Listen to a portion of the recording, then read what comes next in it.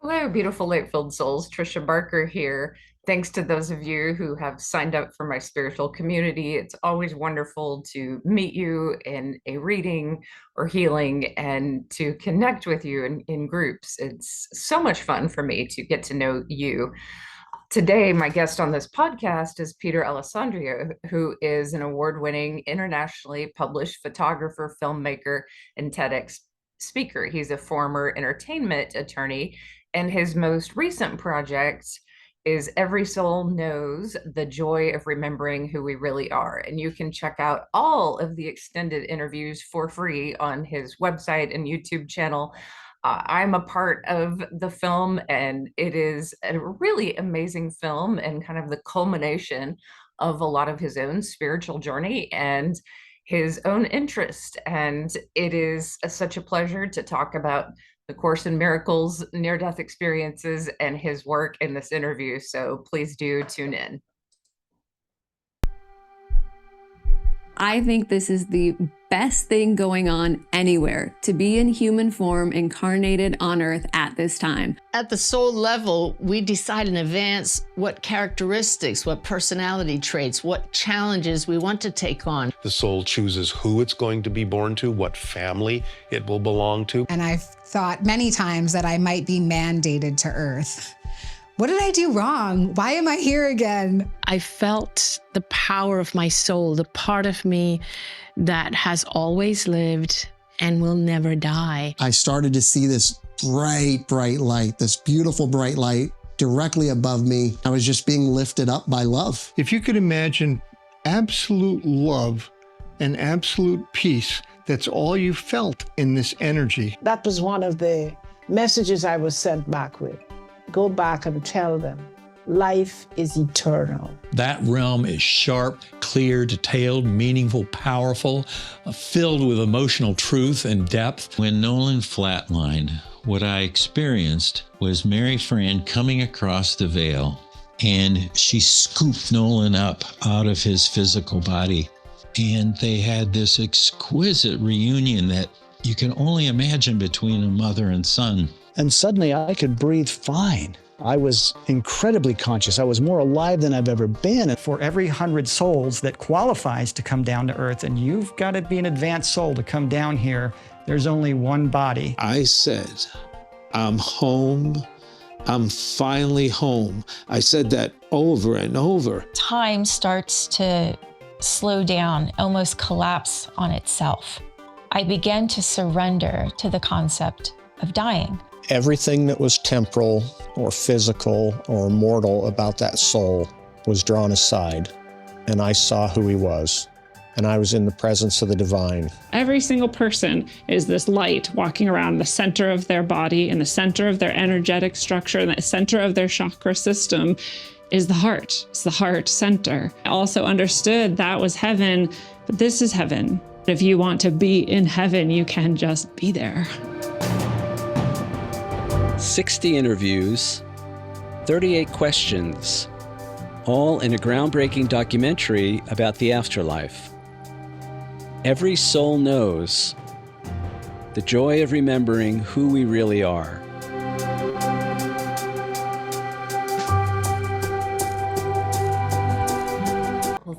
Thank you, Peter, so much for showing that clip of Every Soul Knows. And it is an amazing project. So first, just tell me, you've been sharing it with people across the country. I know when I met you and we did an interview for this film, you said so many people were touched by just listening to these stories. So how is it going?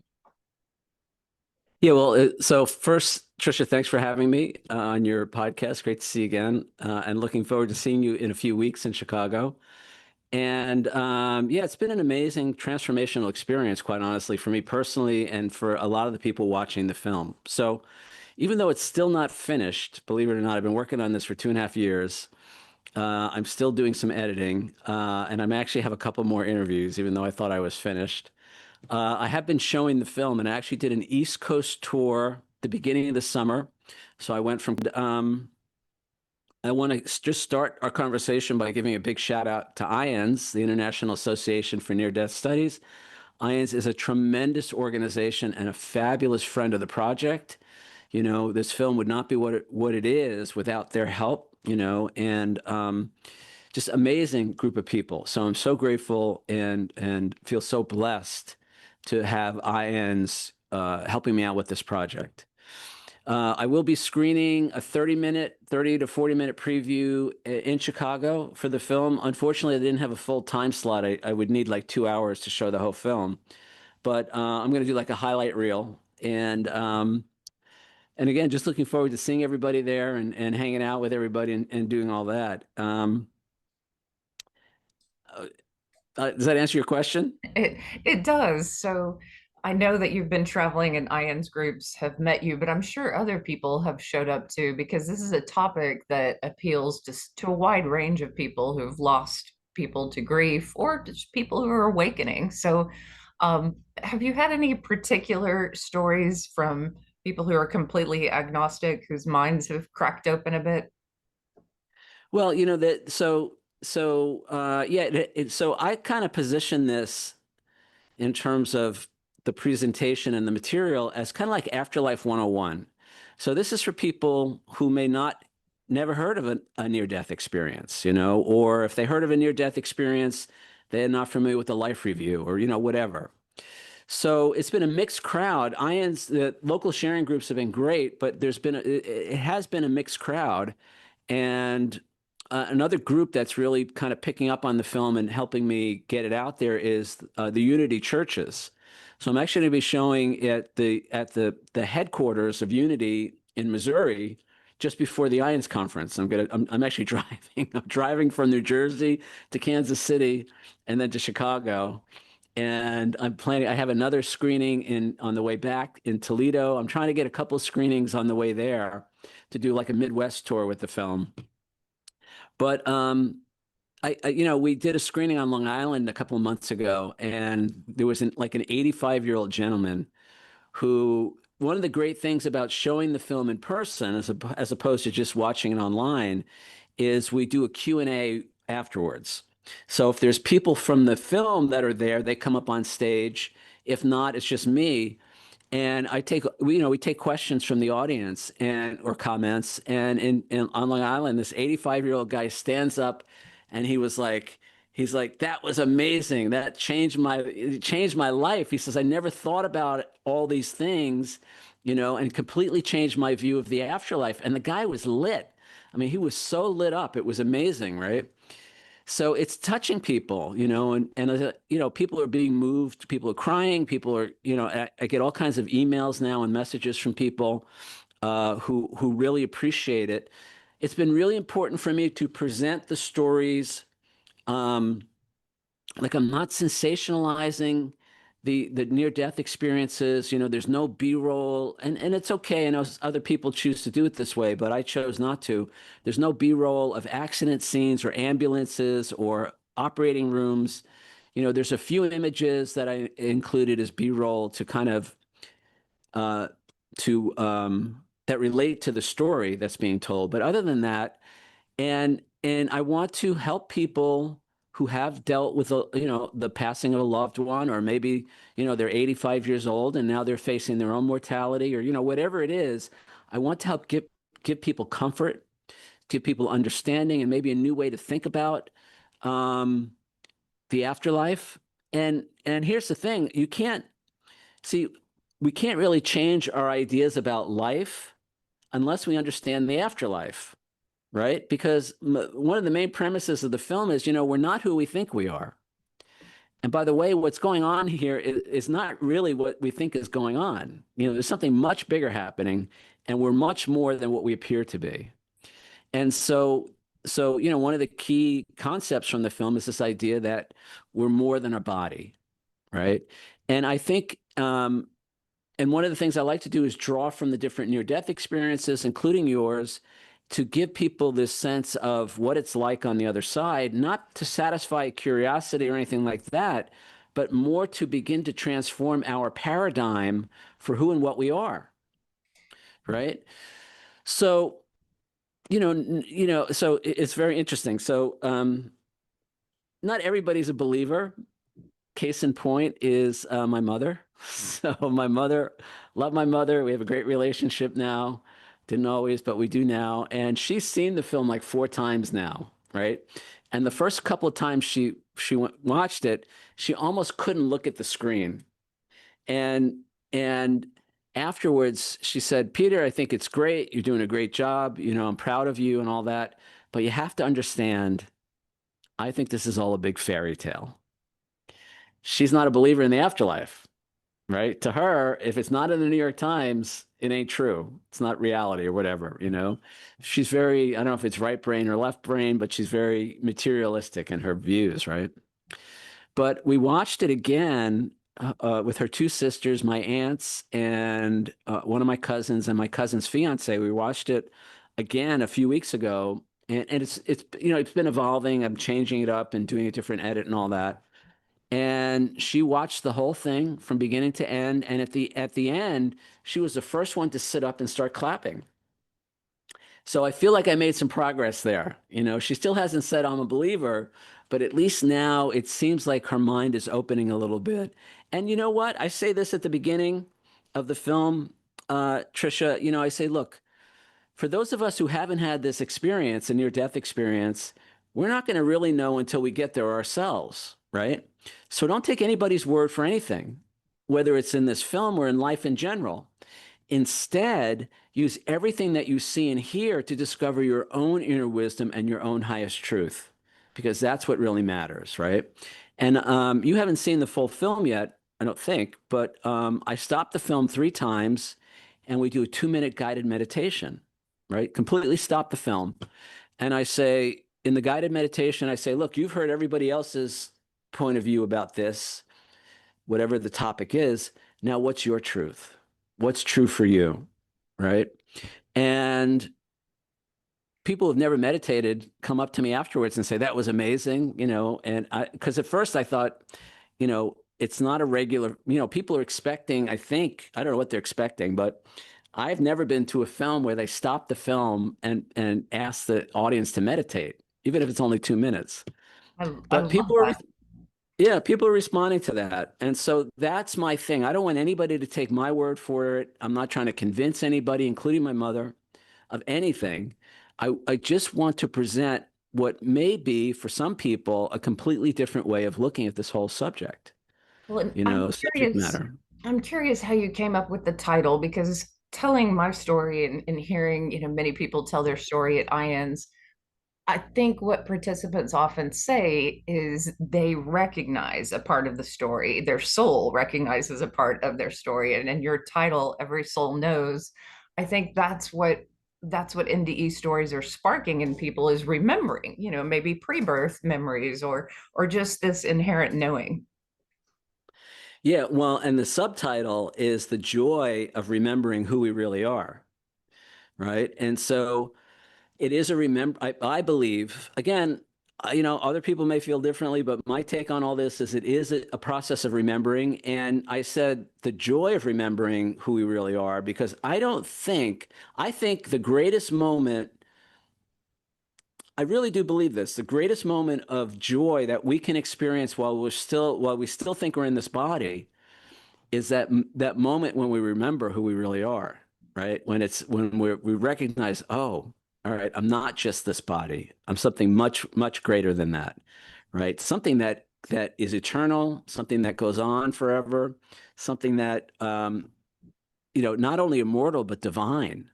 We are divine, I believe we are divine spiritual beings.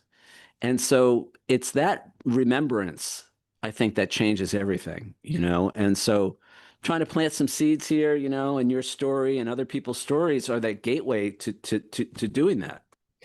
And I think this remembrance allows for the miracle of light, of God, source, whatever you want to call it, to change situations. There are so many things that can't be shifted on the material level with just pushing against them. But I've seen love transform situations. And when I say love, I mean kind of a service in a sense. Like love is often misunderstood, but but this service to humanity. And in many ways, this film is like a service to humanity. It's a spreading of light.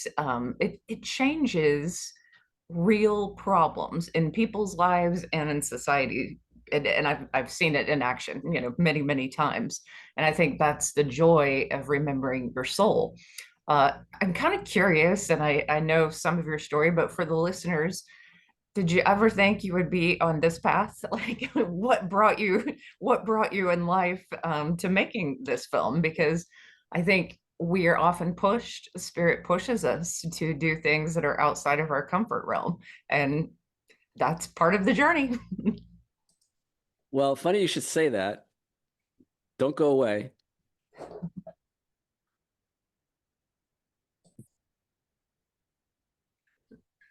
So I'm gonna show you my book in a minute. I wrote a book which kind of addresses what you were just saying. But I do want to go back a second to what you were talking about before, which is that love can transform what are seemingly insurmountable situations in our lives, right? I think we talked about this when you were here. You know, I've been studying Course in Miracles for 35 years, right? And so the Course is very clear that the transformations that take place come through, not through worldly, through earthly, egoic, you know, I mean, look, you can change your life, you can have a healing and all that through conventional means, but the real healing is about love and forgiveness, right? And those are spiritual principles, you know. So that's been a big theme in my life, actually, forgiveness. I actually did a TEDx talk about forgiveness a few years ago, and just looking at the relationships in my life and all that, there's been a lot of room for me to develop that. So all right, so to get to your question, why am I making this film? So I'm not an experiencer per se, but I am a seeker, right? And again, for 35 years, probably back when I picked up A Course in Miracles and some of the other stuff that I was reading back then, I started on this path. And the path was wanting to know, you know, in a way, you know, what the hell is going on here? You know, who are we?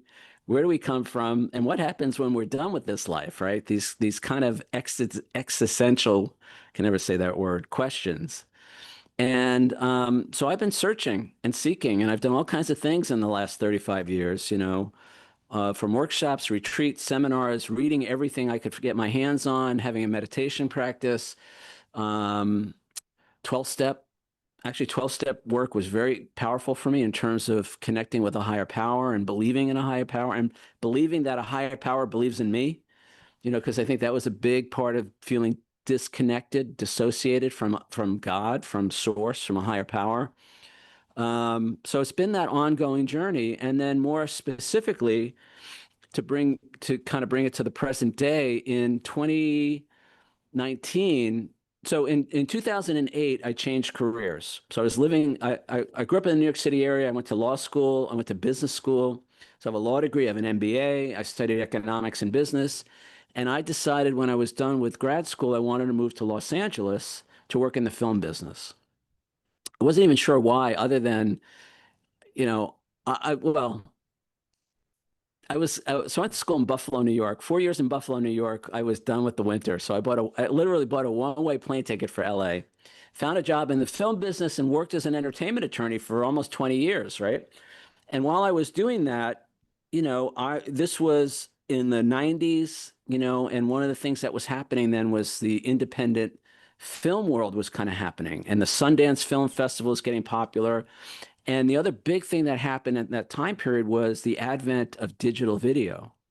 Now, today, we don't think anything about digital video. You pick up your phone and, you know, you shoot video. But that was a big deal 30 years ago, 25 years ago, you know, digital video. And what it meant was you could now make a movie on your laptop. And that wasn't possible before.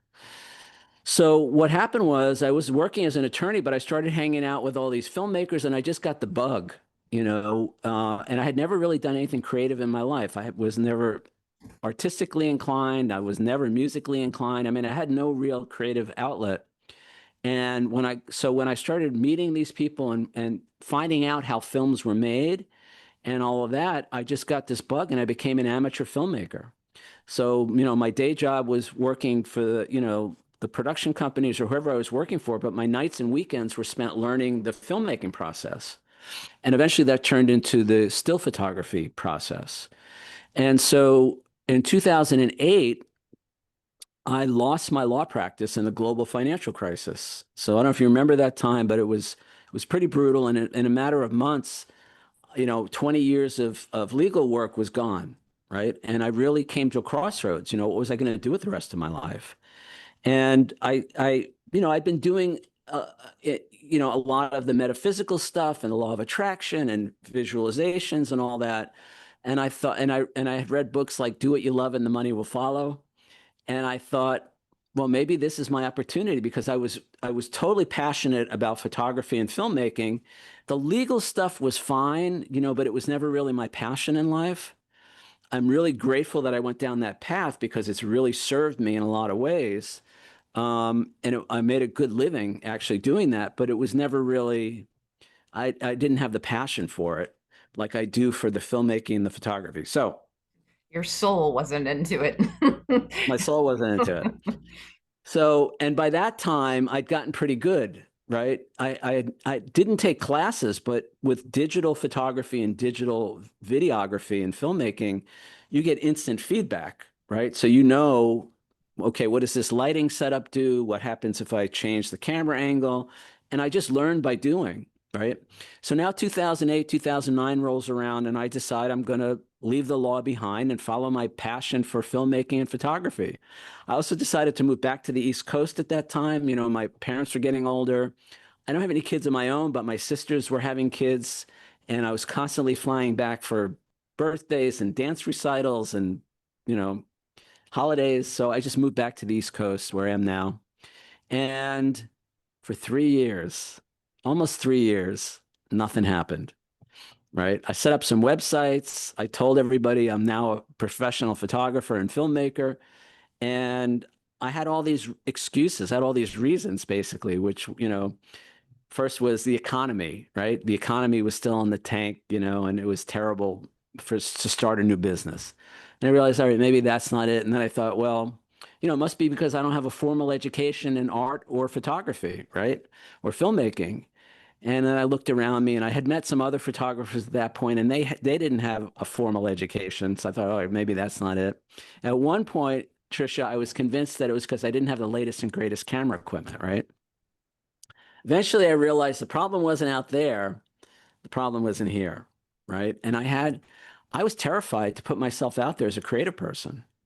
I was terrified of rejection, criticism, just very low self-esteem, no confidence when it came to being a creative person.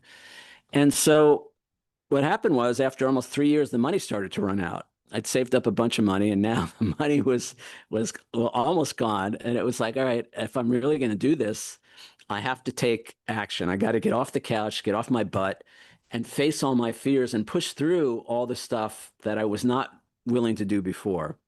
So I started doing things like cold calling. I started doing, submitting I couldn't, when I first started, I couldn't even post photos on social media. Like, I couldn't even post photos on Facebook, Instagram. I didn't even have an Instagram account for a long time. But I was starting to build up a portfolio that I thought was okay. And people were telling me it was okay, but I really was still terrified to put myself out there. I mean, just as a hobby maybe, but not as a professional. But now I got to earn a living, right? So I start cold calling. I start submitting my work for publication. I'm entering contests. Basically what happened was, when I had that realization, it was like, oh, okay, so I got to focus on this.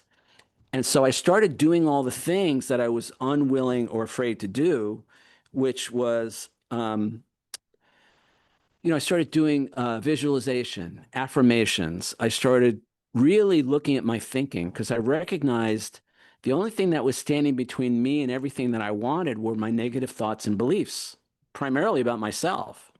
So I really started to look at those and tell a new story. I began to write a whole new story about myself and who I was. And I also realized eventually that it was nobody else's criticism of me that was the problem. It was my own criticism of myself.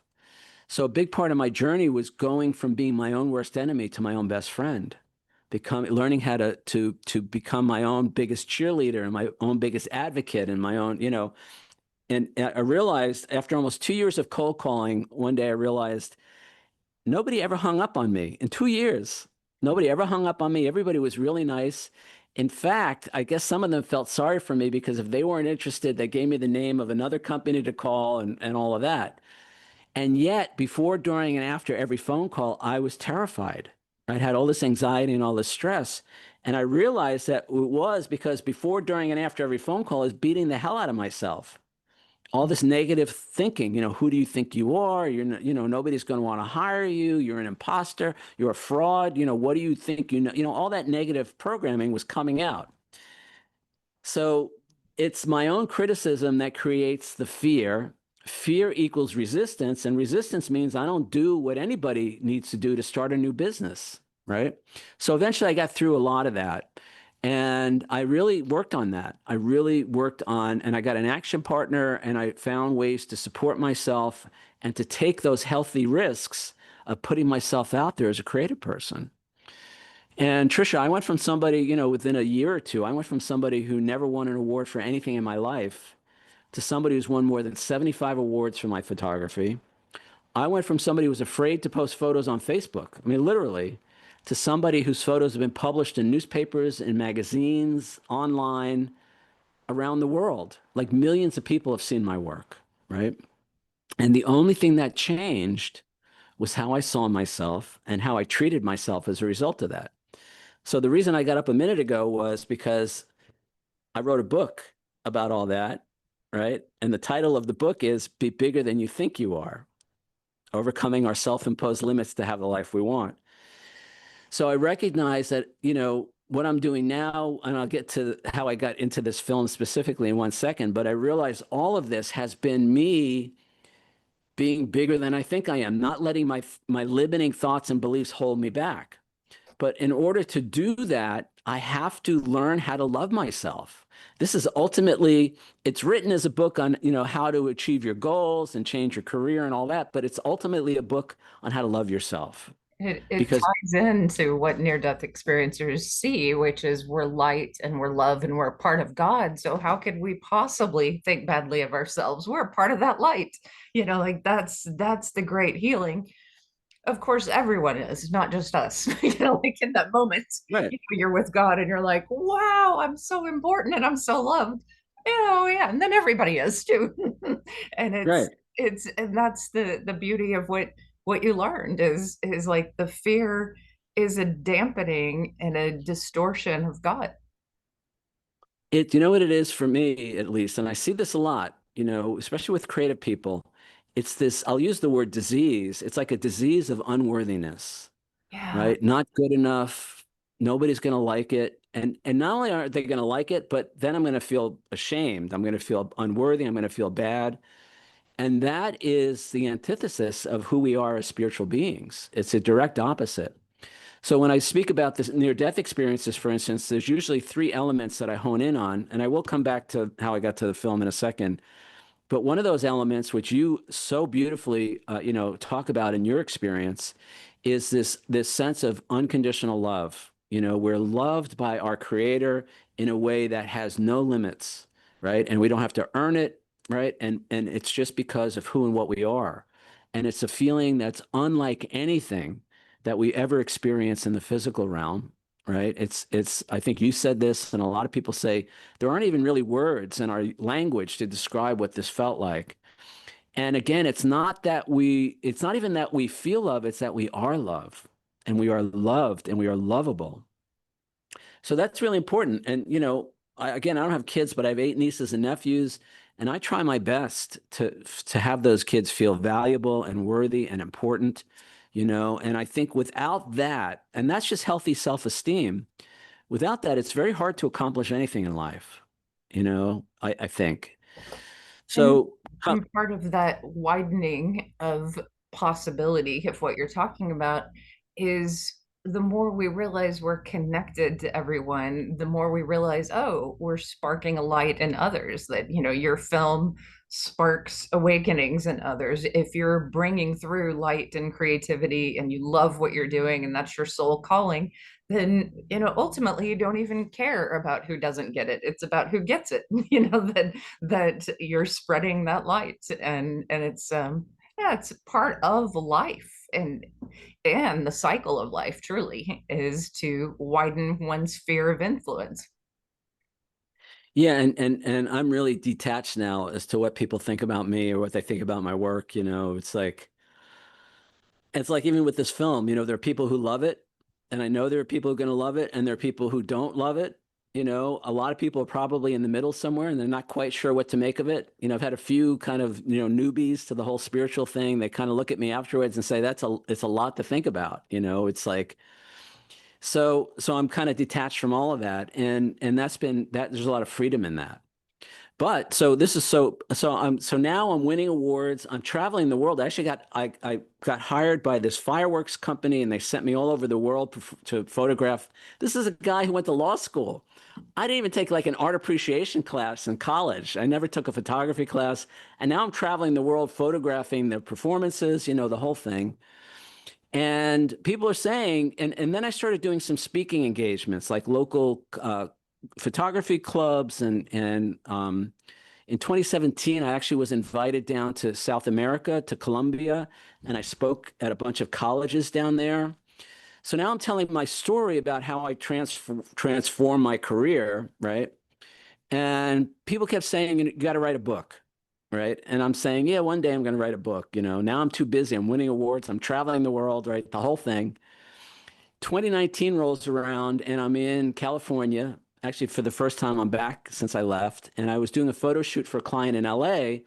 And then the plan was after that week, I was going to go up to Yosemite because one of my photography things is fine art photography, which is landscapes, cityscapes, and all that. So Yosemite is beautiful. I actually, even though I lived in LA or California for years, I never went up there. So I'm going up there.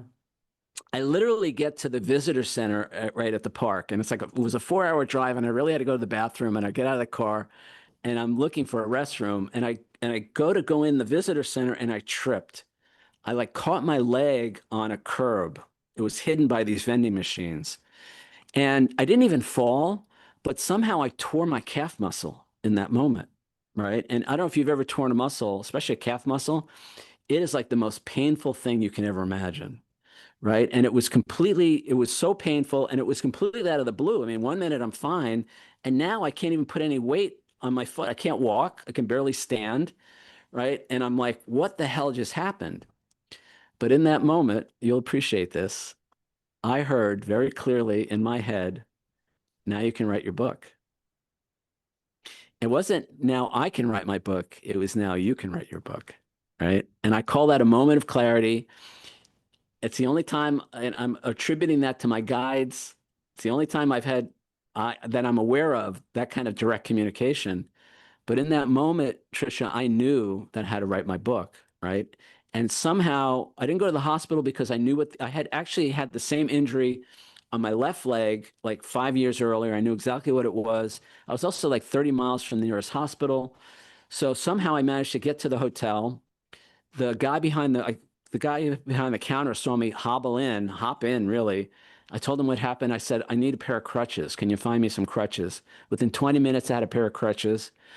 And I had a room booked for the week, and I just bought groceries, so I was all stocked up for the week, right? And I never made it to take any pictures, but that night I started writing my book, and I didn't stop until it was finished, like 6 months later. Actually, it's longer than that. All right, so that's how this book came about. It seems like it's one of your soul plans, how your film talks about that, how there are moments in life. My near-death experience was pre-planned. There was no getting out of it. It was happening. It kind of sounds like this was a plan. Oh, absolutely. Yeah. And that's, they had to get my attention somehow, and they had to slow me down because I was going. There was no way. And it literally took me, it was actually closer to 9 months to write this. So during that time, a couple of things happened. So so I guess it was February 2019 when I injured myself. In like April of 2019, my dad passed, right? And that was the first major loss for me. Very sad. And, when things like that happen, we start to reflect on, and again, I had these questions my whole life, but now I really wanted to know what happens after we die, kind of thing. And a few months later, around that time, I read a novel called Adventures in the Afterlife. And this was all about the after. Even though it was written as a novel, it was written by a guy who does out-of-body experiences and astral projection and traveling. And it really stuck with me to the point where I ended up getting in touch with the author, and I optioned the novel because I wanted to make it into a film, and it was so profound, this book. And so now we're into 2020 and the pandemic and all that. And so I'm working now, I'm writing a screenplay for this novel. And part of the research for the screenplay is I go on YouTube, like everybody during the pandemic, and now I'm watching all these NDE videos. Now, I was familiar with the near-death experience, but I didn't really know much about it. I never really investigated it. And all of a sudden, I'm like 24/7 watching all you guys on YouTube telling your stories, and I'm weeping. I'm so moved. It's like I'm really moved by all this. And that goes on now. So I'm working, and eventually the screenplay, I finished it, but I couldn't get anybody to read it. And I was really kind of bumping up against this wall with this energy, and I just had to step away from it. In the meantime, what I started doing was reaching out to some of the people I was seeing on YouTube and beginning to have dialogues with people and having Zoom calls with them, not even really knowing why. And then in the middle of all of that, now we're into 2021, maybe early 2022, I was waiting to speak to, I had a Zoom set up with Christian Sundberg. I'm sure you know Christian, right? Great guy. I just reached out I'd seen his interview, one of his interviews. I reached out to him. He got back to me and we set up a Zoom. And I wasn't even sure why, but that morning I'm waiting for the toast to pop up on my breakfast, right? And the toast pops, and at that moment, an idea pops into my head, which is, you got to do a documentary about all this, right? And again, I just knew I was going to make a movie about all this, but I knew it had to be different too. I didn't want to do webcams. I wanted to do a real kind of movie kind of thing. And that afternoon, when I spoke to Christian, I just said, "Are you interested? Can I interview you?" And I said, the only thing is we got to be in the same room, right? And he wasn't traveling at the time, so I actually had to pack up all what you see behind me and drive to Erie, Pennsylvania to interview him. And then I found a bunch of local mediums and NDEers, and it just started going from there. And then I just started reaching out to more and more people, and it became a thing at a certain point. In 2023, I was at the IANS conference in Washington, D.C., and Angela Harris, who's fabulous. She's a wonderful friend of the project, and she's an experiencer. She helped me arrange a bunch of interviews with people at the conference. It was like everybody, there were all these people there who were experiencers, So I rented a suite, and 4.5 days, I left the room once because I had all these people coming through, I did like 15 interviews at the conference, and it just kept going from there, and then people were coming here, and at a certain point, it was like, and then some pretty well-known people were saying yes to the project, and it was like, I was like, oh God, I really have to do this, not that I was not going to do it, but it kind of took on a life of its own. So, so that's kind of been the genesis of it. And it has literally been 2.5 years. It's all I'm doing. And then, as you know, in the middle of actually working on the film in 2023, my younger brother died, right? And I hadn't seen him. We weren't estranged or anything like that, but I hadn't seen him in a couple of years. He had moved to Florida from New York. And so in April of that year, I just reached out. I hadn't seen him, and I just said, I want to come down and visit, hang out. And he was like, sure, come on down. And he actually lived in a complex where my sister and her 3 kids are. One of my sisters, our sisters, is there. And so it was great. I spent a week, and again, we were very different people in a lot of ways, but I really loved him, and I know he loved me. He wasn't always the easiest person to communicate with. He was a very tough New Yorker, really tough, right? And he did not, you couldn't mess with him in any way, and he didn't suffer fools gladly at all. He was really tough. And he also turns out he wasn't a believer in the afterlife. And I found that out because while I was visiting him, I was watching a YouTube video with somebody and he overheard it. And he was like, "You don't really believe that stuff, do you?" And I'm like, "Well, I'm kind of making a movie about all this. I have to believe it, you know." But it was kind of prophetic that he said that, and I'll tell you why in a minute. So I spent a week with him. I see my sister and the kids. Great. Come back to New Jersey, and 2 weeks later, he's dead. He dies. And he had some health issues, but nothing imminent. He wasn't, you know. And it was the most difficult. It was the most. I never imagined I could feel so sad. You know, the grief was just overwhelming. It was just. It was.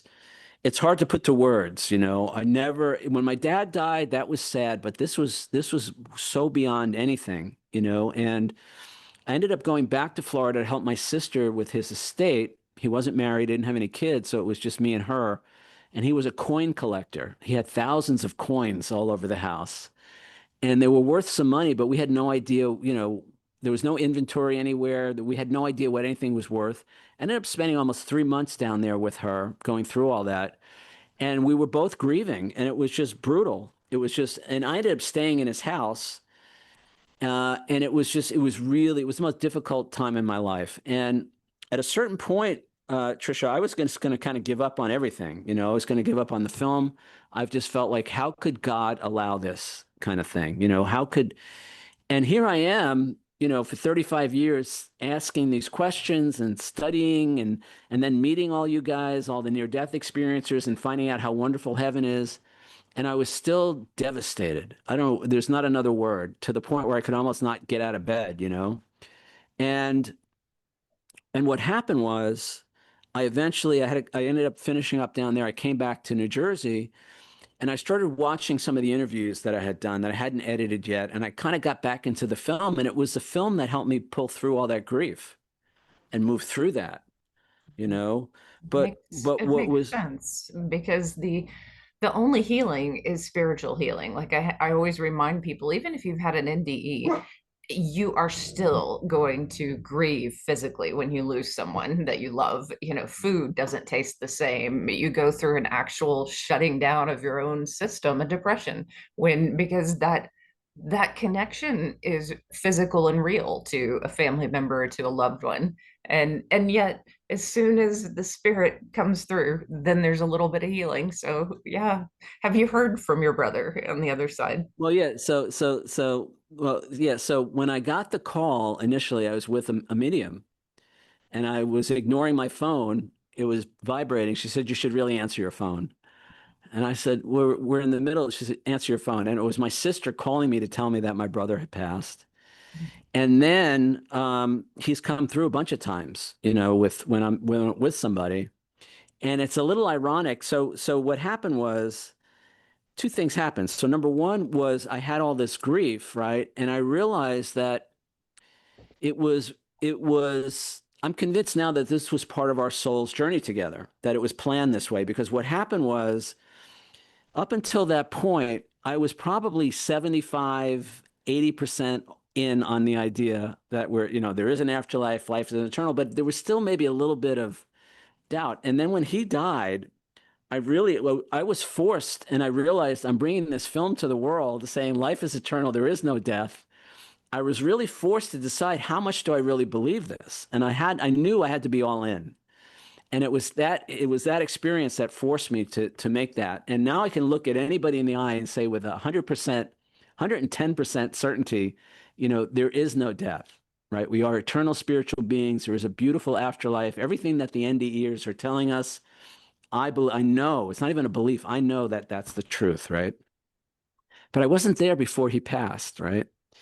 And then he came through a bunch of times, and now I'm kind of joking about it because, like I said, he wasn't a believer in the afterlife, and now he's got a film dedicated to him, right? And in fact, he's helping to finance part of the film. So I laugh about it, but I'm told that he's laughing just as well now. He's totally okay with it. I see him as we're talking, like tossing a coin in the air and kind of laughing, just Right. like there's this sense of wonder and joy that he has about it all. Like his Yeah. field is far more expanded than it ever was in life now. And I think he's kind of sending you that energy, that expansion. Yeah. Yeah, he's part of this. And the thing I want to say to anybody who's listening is, what I realize now, it was really important for me to allow myself to have my feelings, right? Not to say, even though I had like an intellectual understanding or belief in the afterlife, to not talk myself out of the grief, right? To allow myself to have those feelings for a number of reasons, not the least of which is, you can't heal what you can't feel, kind of thing, right? But what I also realized was this, and so what I say now when I speak to people, I say, we're not here to be spiritual. We're already that. That's who and what we really are. We're here to be human. We're here to have the human experience, and part of that is having the emotions and all of that go along with the lows, the grief, the sadness, as well as the joys. So let yourself have those feelings. That's why you're here, is to have those human experiences, which includes the profound sadness, if that's where you're at. And don't let anybody talk you out of that, and don't feel like, for me, I was able, actually ended up moving through the grief pretty quickly once I got back into the film. I had that shift. But however long it takes for you to move through that, it's okay. Don't deny your feelings just because maybe you have an intellectual belief in an afterlife. So I have a question for you. As a student of the Course in Miracles, I'm sure you could have an hour-long conversation about this, but what are some of the key principles that you've seen running through the film and through the stories of people that really align with the Course in Miracles? Because when I read it after my NDE, just even the first chapter was like, of course, this is the basics of just realizing who we really are, that the miracle happens when we believe in the power of that light. Yeah. Well, it's actually been pretty miraculous, no pun intended. Once I really got into the NDE thing and noticing the parallels. So one of the things the Course says, in fact, it's the most repeated line in A Course in Miracles, and that is, I am not a body, I am free, for I am still as God created me. And that's repeated like 50 times in the Course, right? And so when I talk about the NDE experience, I usually hone in on three things, right? One is the separation from the body that happens, right? This idea that we leave our physical body. You described this very beautifully in your story, and we have a kind of a third person point of view, and we see that body. In some cases, people don't even realize that was their body. There's some people who are like, oh, that poor person on that gurney in that hospital room, who is that? They have to get really close to recognize that was their body. But there's a very profound sense that that's not who I am. I am not that body. It's something I have, something that serves me while I think I'm here in this physical dimension, physical plane, but that's not who I am. So that's a key concept in the Course. The Course talks about, it goes on and on and on about this idea that we're not our bodies, and actually gives some exercises and lessons and stuff on how to actually put that into practice. Seeing yourself as separate from the body, looking at your body from another point of view, recognizing that, the thoughts and everything and the personality that you think is you and are usually tied to that body is not who you really are. Second thing is this idea of love, that we are love, right? And it's a love that's beyond description. One of my favorite workbook lessons, and I actually quote it in the film, is love, which created me, is what I am, right? And over again, the Course tells us you are love, right? And it's hard for people to to understand that, to really grasp what that means, because as I said earlier, I know for me personally, and a lot of people I see, especially like creative people, is this disease of unworthiness, this feeling that I don't deserve to be loved, right? I'm not good enough to be loved. I'm a sinner, if you abide by traditional religions. I have to redeem myself. I have to earn my way into God's good graces. I have to sacrifice, all of that stuff is tied up in this notion that we're not loved, we're not lovable, we're not worth being loved. And so that's a key concept, who and what we really are is love.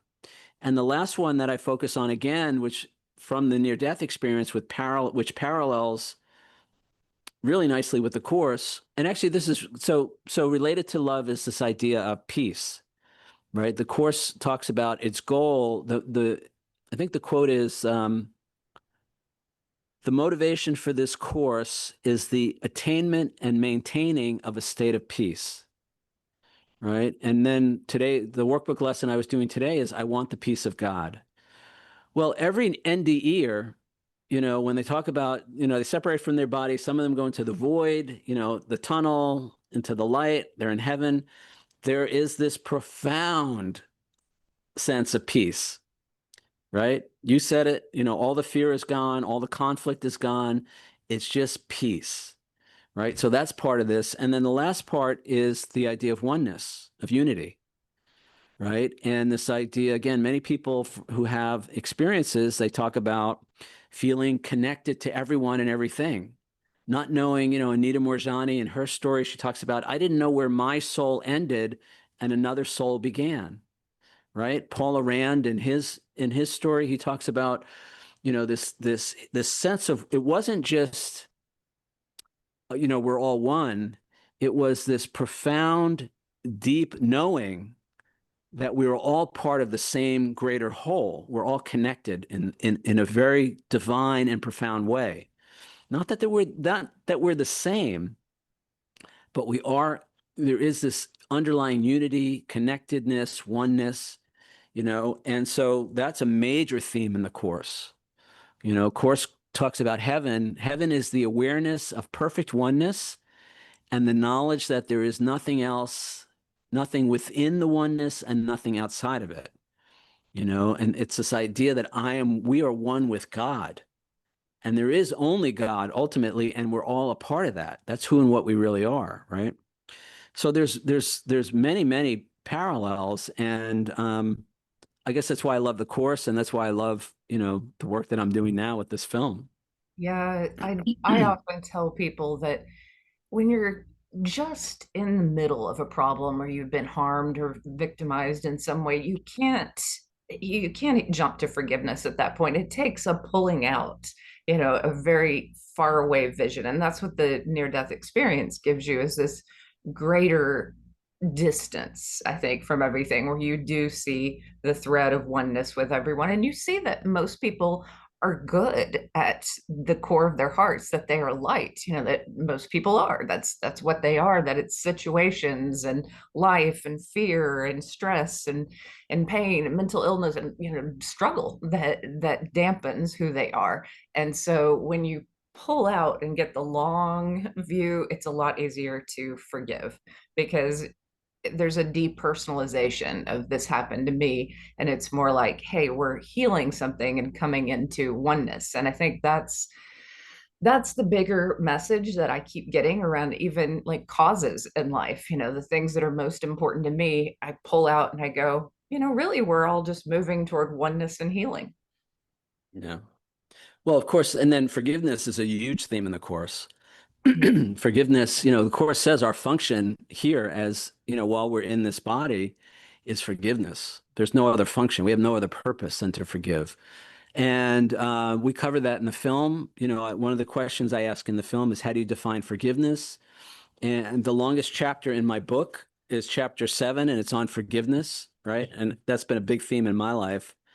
And then, of course, Jeff Olson. I actually use his story to illustrate the challenges and the opportunity of forgiving. And for him, this is why I specifically use his story, it was him learning to forgive himself for what happened, and he's so powerful and so raw in the film, because it's not just him telling his story, what happened, it's how he forgave himself for what happened.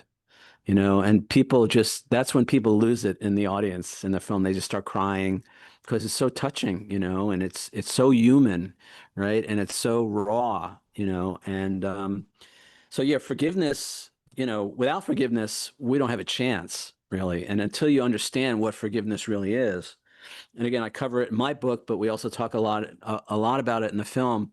That's where the true healing comes. There's actually a workbook lesson in the course that says, I will forgive and I will see this differently. I will forgive, and this, whatever this is, conflict with a loved one, a physical illness, conflict in the world, I will forgive, and this will disappear. Forgiveness is a way we detach from the world, which is an illusion in a lot of ways, which we also cover in the film. So yeah, without forgiveness, it's tough being a human. And I've worked with people who don't want to hear from, say, parents or family members who were difficult in life. They don't even want to forgive them into the afterlife, when really there's lots of NDE stories and lots of stories of the healing that can come in that space.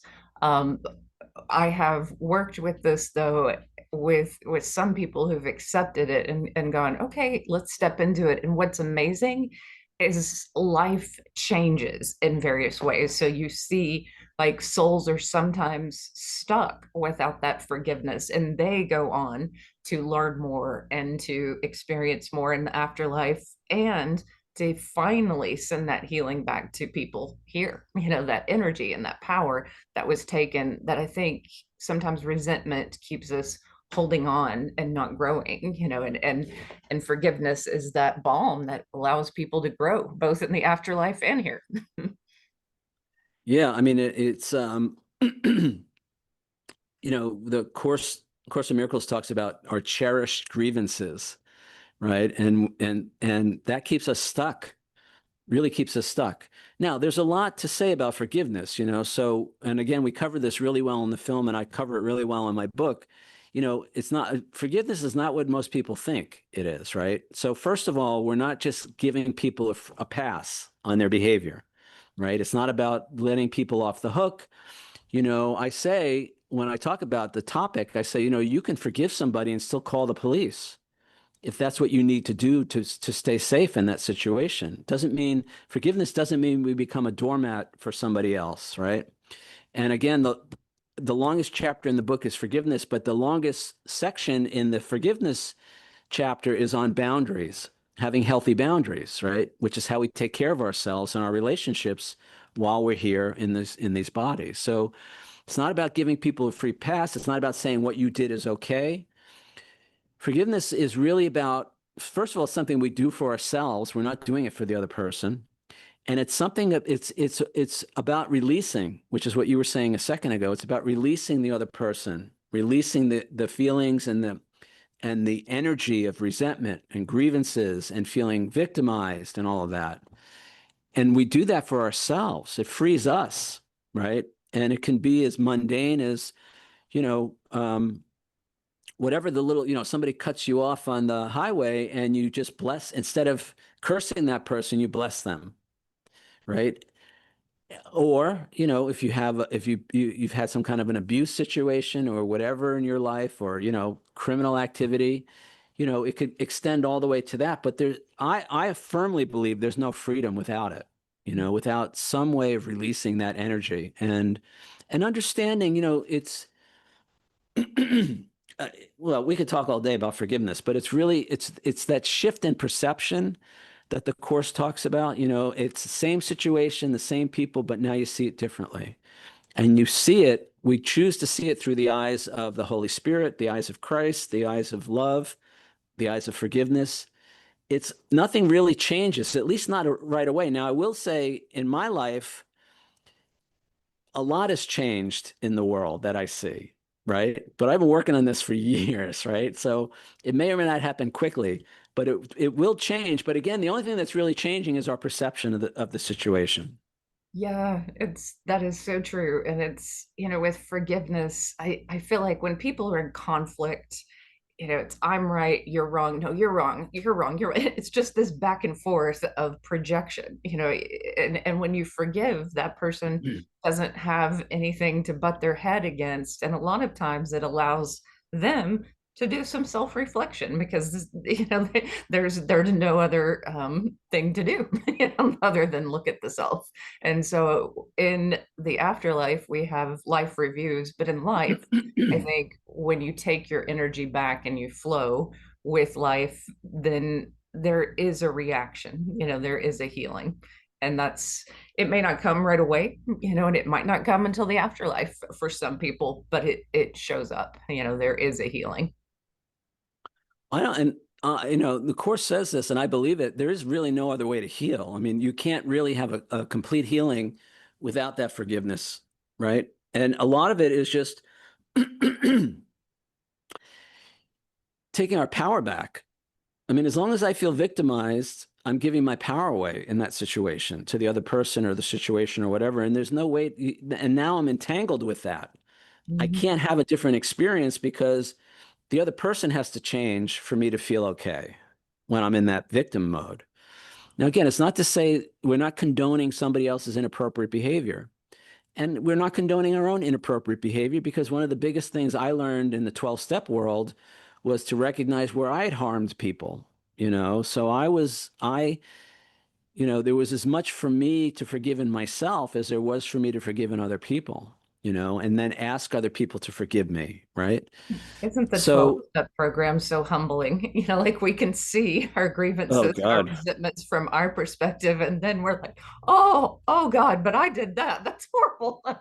yeah. It's incredibly humbling. Yeah, again, it's not to beat ourselves up or make ourselves wrong for our choices. It's to take responsibility. Chapter 2 in my book is all about taking responsibility, right? And why is that important? Well, what most people don't realize is that responsibility and power are two sides of the same coin. You can't have one without the other. So to get our power back, to take our power back, we have to take full responsibility for how we're experiencing that situation. Again, if I'm waiting for you to change so I can be happy or feel safe or whatever, good luck, right? I'm rendering myself powerless in that situation. Yeah. So it's really important to take, but again, big thing to remember is responsibility is not the same as blame.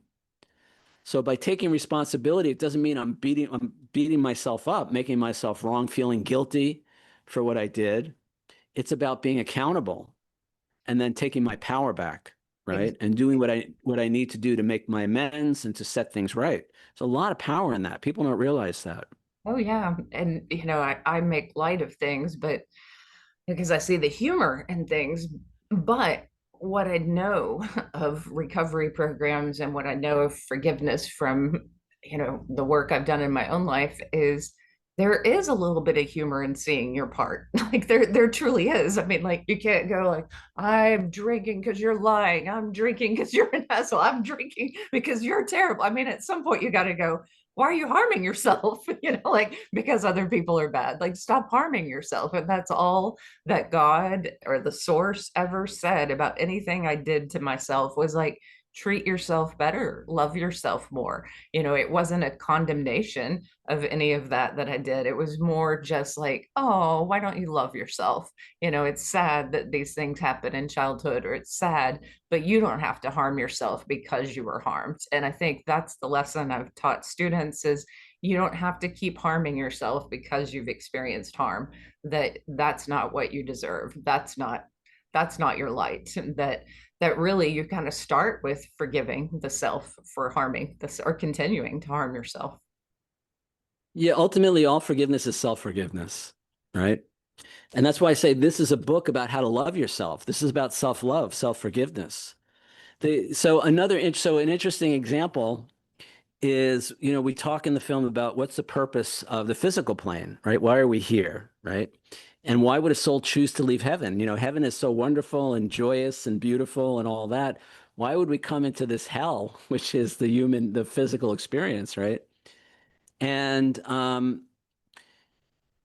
the answer that came from a lot of people, and that I feel is intuitively true for me at least, is, we come here for the experience, which is to come in and experience the duality, the polarity, the contrast, whatever you want to call it. Because we can't know ourselves as light without darkness, right? We can't know ourselves as good without evil. in that sense. So we come here for the contrast. And what I say is, you know, in heaven, it's kind of like reading the book on how to ride the bicycle, right? In the earth plane, you ride the bicycle. And not only do you ride the bicycle, but you fall off the bicycle. And not only do you fall off the bicycle, but you scrape your knees. And not only do you scrape your knees, but all your friends are laughing at you. Right? That's the human experience. Now, why is that important? Why is that valuable to the soul? And I just realized this recently, because in that moment, when you're on your knees and your friends are laughing at you, right? Or whatever the, you know, whatever the worldly experience is, that's the choice point. That's the decision point. Am I going to love myself, right? Or am I going to feel ashamed? I'm not good enough. I'm an idiot because I fell off my bike. You're going to hate yourself. Or maybe you're not going to hate yourself. Maybe you're going to hate them for making fun of you, and maybe you're going to beat them up, you know, or whatever. But in that moment, you have a choice. Am I going to love myself or hate myself? Am I going to love them or hate them? And that kind of summarizes the whole life experience. Course in Miracles says you're only capable of two emotions, love or fear, right? And everything that we do of any consequence in our physical life is a choice between those two polarities, right? And sometimes it's, you know, love or forgiveness or compassion. And sometimes it's fear or anger. Anger, I talk about this in the book extensively. Anger is simply an expression of fear, right? When we're angry, it means we're really afraid. And that's really important. And we can talk about that if you want. But it's always those moments. So am I going to forgive somebody in that moment, whether it's myself or another person? Or am I going to judge and condemn them and make them wrong and feel better than them or feel worse than them and all the stuff we do? That's why we're here, guys, to make that decision in that moment, because that's the way the soul knows itself in its own experience, which is why we're here. In heaven, it's like theoretical. Yes, I'm light, I'm love, I'm goodness, I'm compassion. You want to find out how compassionate you are? Come into the earth plane and find your wife is cheating on you with your best friend for the last 12 years. Now, how loving are you? Right? Every spiritual teacher says their spouses and ex-spouses say, oh no, they're not all love and light. They're definitely not.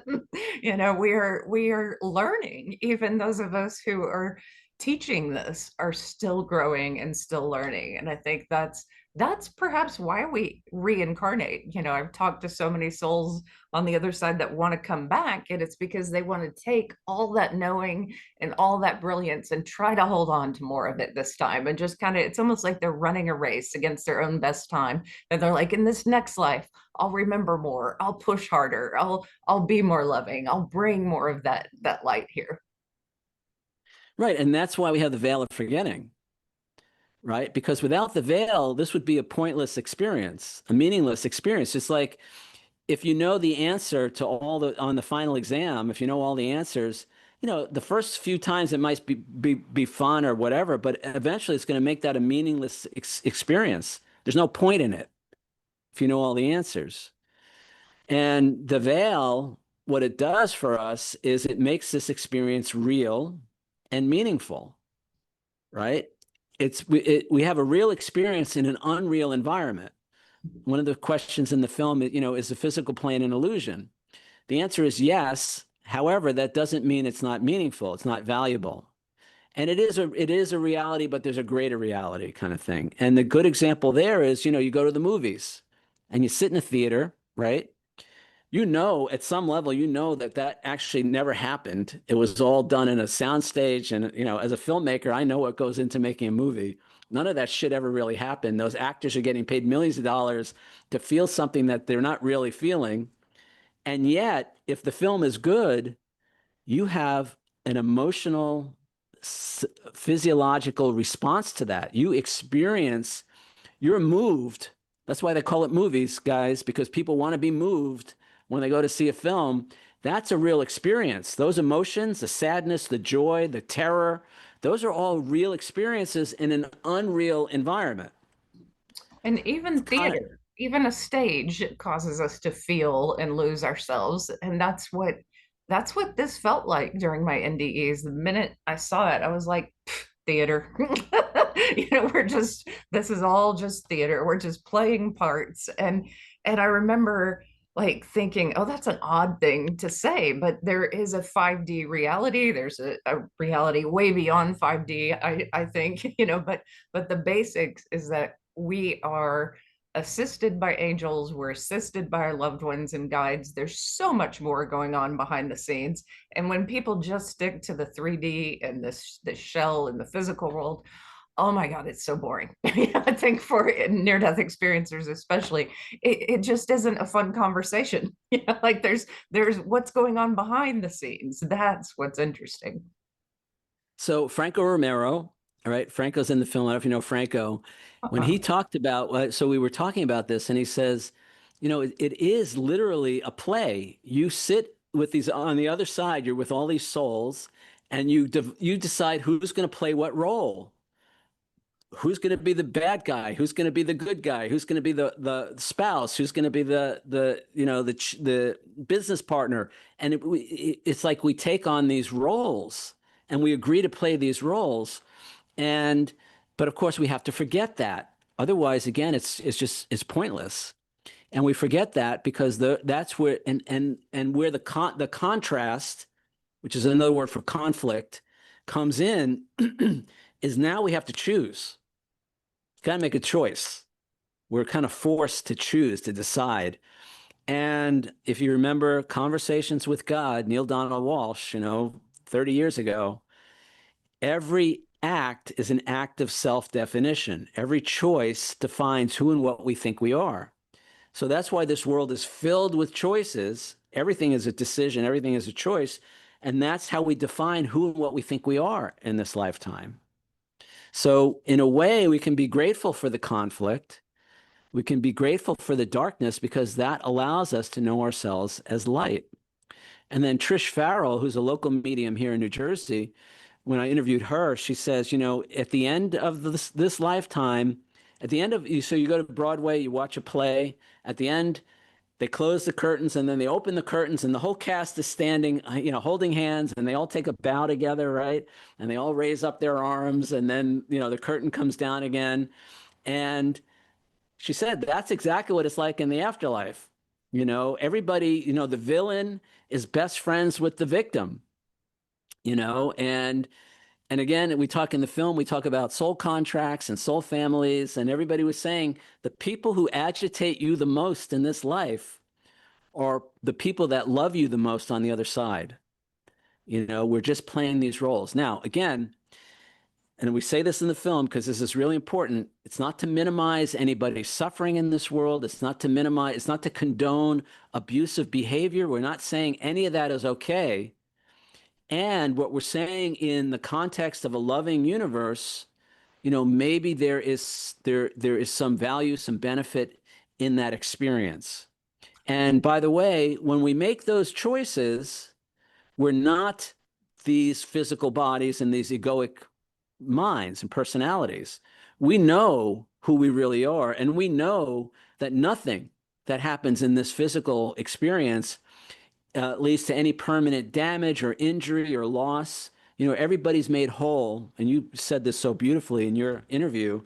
We're made whole once we get back to that divine essence, that divine love that permeates everything. And that's a hard concept, that there is no wound on this earth, there is no trauma on this earth that can't be healed in that realm, because there's horrific things that happen, trafficking, war, all sorts of things that are incredibly hard to think about, and yet that could be healed as well. That really all the damage that is done to us is really just the darkness that we don't take with us.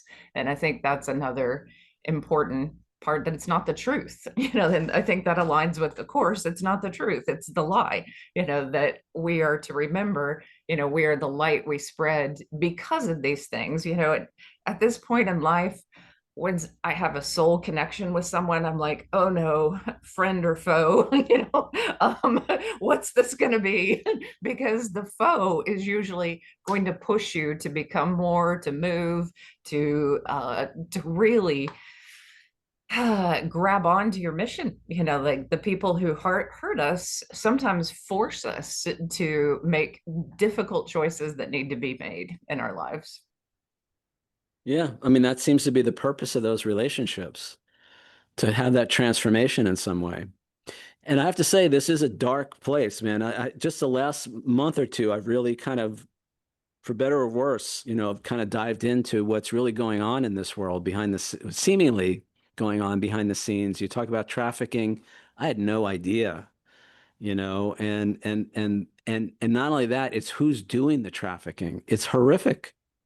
It's hard. I was so depressed the last couple of days, I had to stop watching this stuff. It's just too much to handle. The brutality and the horror of it, I know. you know. I know. And yet this is our opportunity, to extend love, right? Extend forgiveness, understanding, compassion. Doesn't mean we're condoning any of that stuff, And right? to And yet, support the people who are doing things to make populations untrafficable, like because a lot of third world countries are very compromised by climate change, by poverty, by all sorts of things that are happening. And in these situations, the people who are on the ground really helping people become slave proof it's amazing. That I I had this after my NDE, I've had many moments of oneness, and I had this oneness experience where I felt, what it was like to be trafficked. And so I ended up like donating money, every year, the money I got back from taxes to this one organization that was helping free people. And I realized, oh my God, I'm so much happier not having designer jeans and knowing that each year I've literally saved lives, like I've saved people. And that alone, I think, not just money, but there's many ways to help. And I think that's part of that oneness experience, is not just energy, but action too. yeah, and where I go with this is, can I love the abusers? Can I forgive the abusers? Can I see myself in them? And begin to have compassion for somebody to do that to another person. How far gone must they be? Again, not to condone it, not to make excuses for it, but to recognize that that's my journey, is to see if I can find, and I'm not quite there, but can I find compassion and understanding and peace, and recognize, one of the big things that I learned in 12-step programs was, hurt people hurt people. It's not a natural thing to abuse another. Again, not to make, doesn't make any of it right. There's no excuse for any of that. And people need to, there has to be consequences, and for me personally, that's and it's not even just the trafficking. I'm just looking at what's going on in politics and all that. I have an opportunity every day to love the insanity, to find a way to send them love and light and compassion, and not get caught up in the chaos. One thing that has helped me understand abusers is that sometimes it's not about hurting people, it's about money or ego or power. And we've all felt desperation around money. And so I think, when you look at traffickers in that sense, that it's about money. A lot of times it's not about I'm doing this because I get off on hurting people. That's they do hurt people, obviously, in the most horrific way, but it's easier to see it as part of a diseased system. And when you say, okay, the system is wrong, that when it's based on making people worthless because they don't have money, like from people on the streets, from people in third world countries, by looking down on people who are in poverty. That's what is wrong, and using them. Yeah, that's obviously a huge part of it, and what does the money represent? Money represents security, right? Power, security. So people who, I think it's not even really, ultimately, it's not about the money. It's this feeling of they need that money or whatever it is to feel safe, to feel powerful, to be able to take care of themselves, you know. That's the desperation, right? It's like if we knew we were loved. In the book, I say there's basically two questions that plague the human experience, at least while we're in our egoic mind. And those questions are, am I safe? And am I loved? And everything that we do, I believe, as human beings, is to feel more safe and more loved. The problem is we often have very distorted ideas about what's going to make us feel safe or make us feel loved, right? And that's, you know, that's really where the problem lies. But that's the motivation. Chapter 5 in the book is about decision making and this desire to feel better, right? And not feel good, but feel better. And if we're in a really low place in terms of not feeling safe in the world or not feeling lovable, we're going to, even if we can raise ourselves up just a little bit, and sometimes raising ourselves up a little bit means hurting another person because we don't know what else to do. You know, the parent who screams at the kid in the shopping mall because they're running around on the escalator, they don't feel good doing that. But what they're doing is they're feeling powerless in that moment. How am I going to save my kid? Or is my kid going to hurt himself or somebody else? And so the reaction is to yell, to scream, to shame the child. It's just, they're just trying to feel okay in that, or better, less not okay in that situation. Again, it's not making excuses, but you know what? If we can begin to understand that, and understanding goes a long way in resolving problems. And then, you know, if you can love I truly believe, you know, if I can love those people enough in Washington right now, if I can really love those guys, you know, that can change everything. Yeah, you know, it takes a higher vibration to get there, and it's not shaming anyone for not being able to get there. Certainly, I love that you say that. But from the angel's perspective, and that's a very, very high vibration, they just look at us as kids. Most of us, you know, that, you know, someone who's behaving very badly in the most horrific ways is just a wounded 2-year-old, 3-year-old, 4-year-old, you know, that they're just having a tantrum, you know, whether this is a world leader or whether this is, you know, a mom in a grocery store, you know, they themselves are not grown. And the angels go, oh, they're just stuck in a wound. Exactly. So what can I do to help the world heal these wounds, you know? And I know this is your life's work, and it's becoming my life's work. Certainly, you know, one of the reasons I wrote my book and one of the reasons I'm doing this film, you know, is to bring people some kind of healing around those wounds, you know, and you know, you know, it's not like I don't have to do this, you know, it's like I don't have to save the world, you know, because in a sense, the world doesn't need saving. And yet for me, in my own personal growth and evolution and the growth of my soul, I believe, you know, is about really in those moments, not taking sides, not making somebody else wrong, not judging them, not attacking them, you know, and instead, and I've had this experience now a few times especially in my personal life, as I said earlier, recognizing that, for instance, when somebody's angry, they're really afraid, right? That's what's behind, I believe, that's what's behind all anger. And the way I learned this was when I lived in LA. So I don't know if you've spent any time in LA, but the highways, there's 6 lanes on each side, right? It's this huge freeways, right? And one day I'm driving and I'm in the left lane and I'm going pretty quick, right? And there's all this traffic, you know, traffic's moving, right? Speed limit, whatever it was then, 65 or whatever. And I looked down for a second. I was changing the station on the radio, and I look up again, and there was a car right in front of me that wasn't there a minute ago, right? And I kind of realized pretty quickly he had kind of swerved in from another lane, and it was right in front of me, and it took off, right? And I was startled, right? I was surprised. And then a second later, there was another car following him, chasing him. And there were these 2 kids with these souped up cars that were just driving really recklessly, right? And and this guy cut in and he almost hit me. And I saw it this time.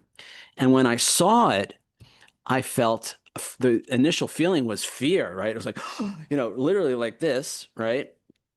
And then once I recognized that I was safe, the next feeling, anger.